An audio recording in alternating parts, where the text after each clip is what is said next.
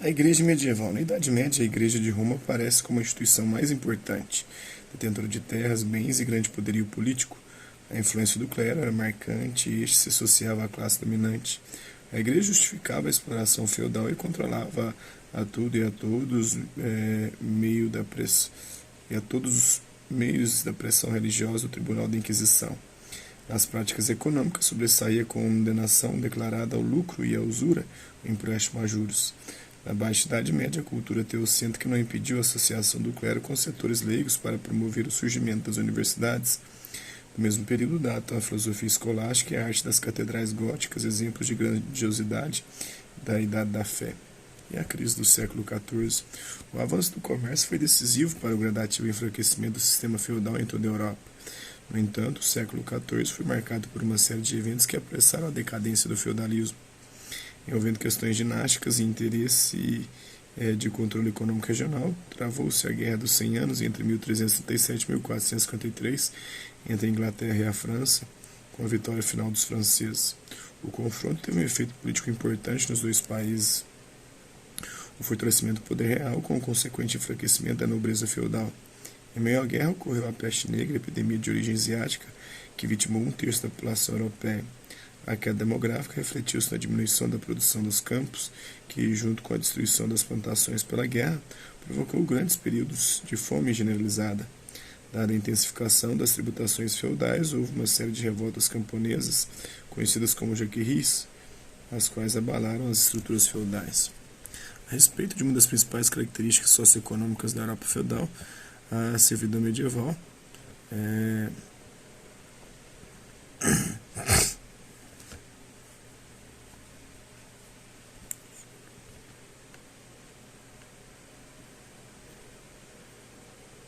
sociedade medieval é organizada em estamentos, ficando os camponeses na condição de servos nas terras dos seus senhores.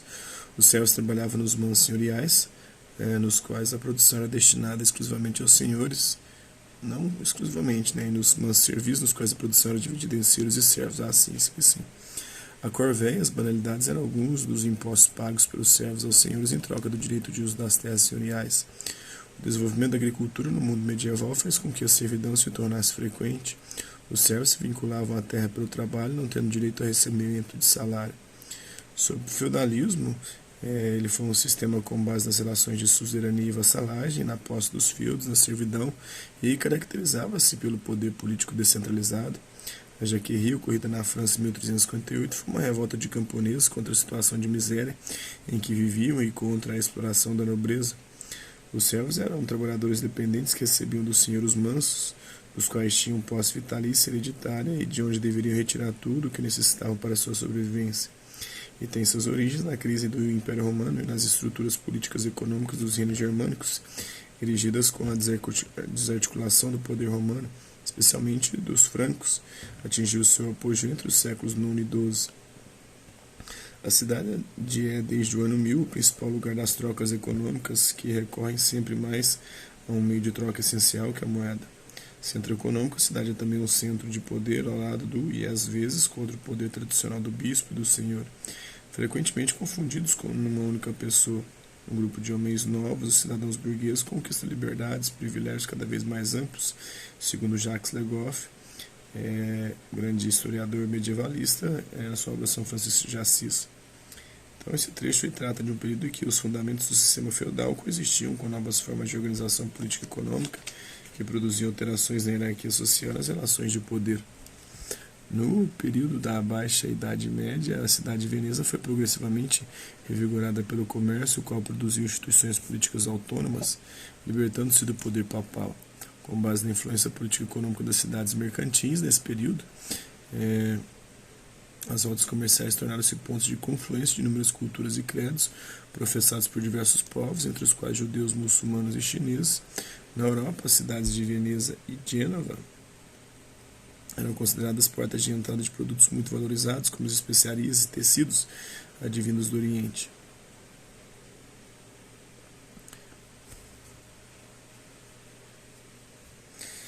Se volveres a lembrança ao Gênesis, entenderás que o homem retira da natureza seu sustento e a sua felicidade. O usurário, ao contrário, nega ambas, desprezando a natureza e o modo de vida que ela ensina, pois outros são no mundo dos seus ideais, segundo o Dante Alighieri na sua Divina Comédia. Essa passagem do poeta florentino exprime uma concepção dominante na Baixa Idade Média de condenação à prática da usura por ser contrária ao espírito cristão. Isso aí, hasta la vista, babies, até a próxima.